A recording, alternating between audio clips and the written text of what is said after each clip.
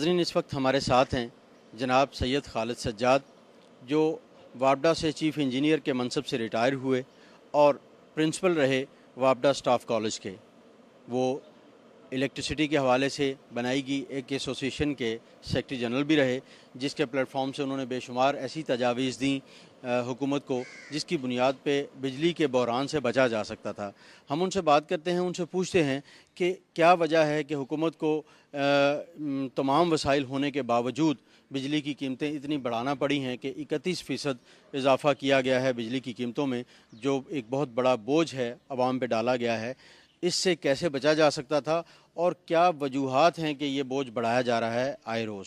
بات دراصل یہ ہے کہ جب انسان کی نیت صاف ہو اور اس کو کام بھی معلوم ہو تو پھر اس کو آسانی سے کرنا ہوتا ہے, لیکن اگر اس کو ان دونوں چیزوں میں سے کوئی بھی ایک چیز میں گڑبڑ ہو تو پھر وہ چیز صحیح طور پہ نہیں کر سکتا. تو اب اگر قیمتیں بڑھانے کا جہاں تک تعلق ہے تو سب سے امپورٹنٹ چیز ہے کہ آپ ہائیڈل الیکٹریسٹی میں زیادہ کریں, پیداوار زیادہ کریں, کیونکہ ہائیڈل از آلموسٹ نیگلیجنٹ, اس کی کاسٹ جو ہے نیگلیجبل ہے, اور تھرمل کی جو ہے وہ خاصی ایکسپینسو ہو جاتی ہے. وابڈا نے شروع سے جو پروگرام بنایا وہ تھا ہائیڈل مکس تھرمل. تو ہائیڈل اور تھرمل آپس میں ملا کر چلیں تو کاسٹ ان کی ریزنیبل رہتی ہے, لیکن اگر آپ کی ایک چیز بھی کم ہو جائے تو پھر ظاہر ہے یا بڑھ جائے گی یا کم ہو جائے گی. دوسری چیز یہ ہے کہ مطلب چوری جو ہے اس کو روکنا بہت اسینشل ہے, اور چوری بہت افسوس کی بات ہے کہ ہمارے یہاں ہر لیول کے اوپر ہو رہی ہے اور ہوتی ہے.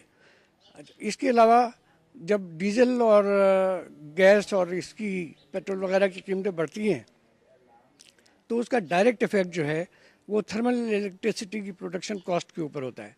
اور وہ چیزیں یہ اگر آپ ادھر اس کو سبسڈی دیں وابڈا کے یہ چیزیں دینے کے لیے انرجی کی, تو پھر آپ کو اتنی مہنگی بجلی نہیں پڑے گی. اور آپ اگر اس کو ہم کمپیئر کریں انڈیا کے ساتھ ہم اپنے آپ کو, تو انہوں نے آلموسٹ جو فارمرز ہیں ان کو بجلی جو ہے وہ فری دیتے ہیں, اور اسی واسطے ان کے ہاں کبھی بھی اب آج کل اس کی تکلیف نہیں ہوتی اجناس کی. ان کے ٹیوب ویل فری ہیں, ان کے یہاں پانی, اس کے علاوہ وہ لوگ ویسے بھی بارشیں ذرا زیادہ ہو جاتی ہیں مگر جہاں کم ہوتی ہیں تو ان کے ہاں بھی اچھا انہوں نے اپنا نہری سسٹم بنایا ہے, اور وہ بھی ان کو بہت سستے داموں پہ ملتا ہے. خالد صاحب یہ بتائیے گا کہ کیا وجہ ہے کہ وابڈا نے ہائیڈل کی طرف توجہ نہیں دی؟ جیسا کہ آپ کہہ رہے ہیں کہ بڑی نامنل سی کاسٹ آتی ہے اس بات پہ کہ اگر وابڈا ہائیڈل پاور لگاتا ہے اور بجلی پیدا کرتا ہے جبکہ تھرمل زیادہ کاسٹلی ہے, تو کیا وجہ ہے وابڈا کو اندازہ نہیں ہے کہ یہ ہم کیا کر رہے ہیں, کس طرف جا رہے ہیں؟ بات یہ ہے کہ ہر چیز کے لیے جب تک آپ ایکسپرٹس کو ٹاپ لیول پہ نہیں رکھیں گے تو کچھ نہ کچھ خرابی ہوگی.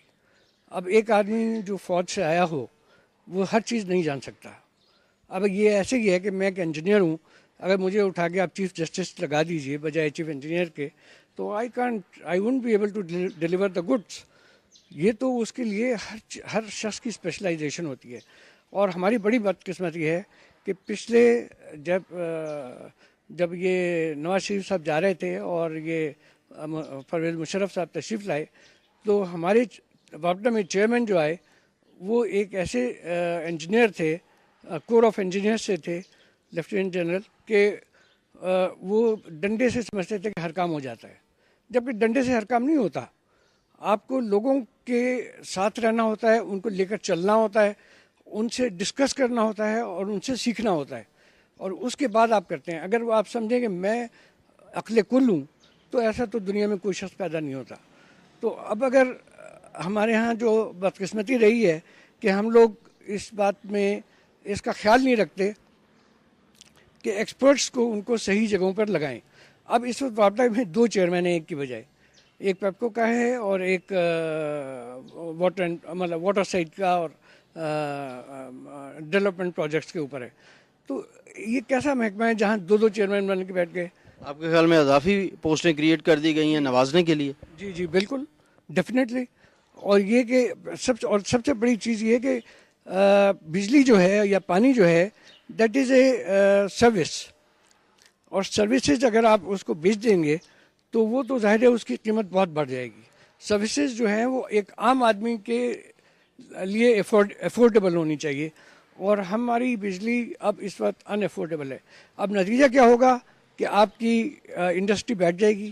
آپ کے ایگریکلچر میں آج بارش ہو رہی ہے، پانی ہے، لیکن اگر آپ سٹور نہیں کر سکے پانی، آپ کے پاس سٹوریج کیپیسٹی نہیں ہے، تو نتیجہ یہ کہ وہ سمندر میں چلا جائے گا، اور جب آپ کو ضرورت ہوگی اس وقت آپ کو پانی نہیں ملے گا.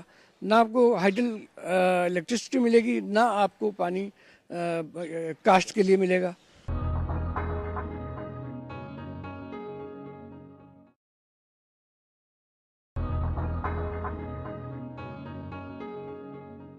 بڑے ڈیم سے ہی آپ نہری پانی کو سیراب کر سکتے ہیں، ملک کو سیراب کر سکتے ہیں. اور جب ملک سیراب ہوگا تو آپ کی فصلیں لہلائیں گی، اور وہ اجناس بھی سستی ہوگی، اور اس کے علاوہ آپ کیا بجلی کی جو پرابلم ہے وہ بھی اچھی بجلی آپ کو پیدا ہوگی. آپ کے خیال میں یہ جو 31% بجلی کے ریٹس بڑھائے گئے ہیں، اس کی بیسک وجہ کیا نظر آتی ہے؟ دیکھیے، آپ 31 کہہ رہے ہیں، خالی 31% ہی نہیں ہے، 16% جی ایس ٹی بھی لگ گیا ہے. اچھا، وہ بھی آپ کو ہر یونٹ کے اوپر دینا ہے، اور 31% یہ بھی آپ کو دینا پڑے گا.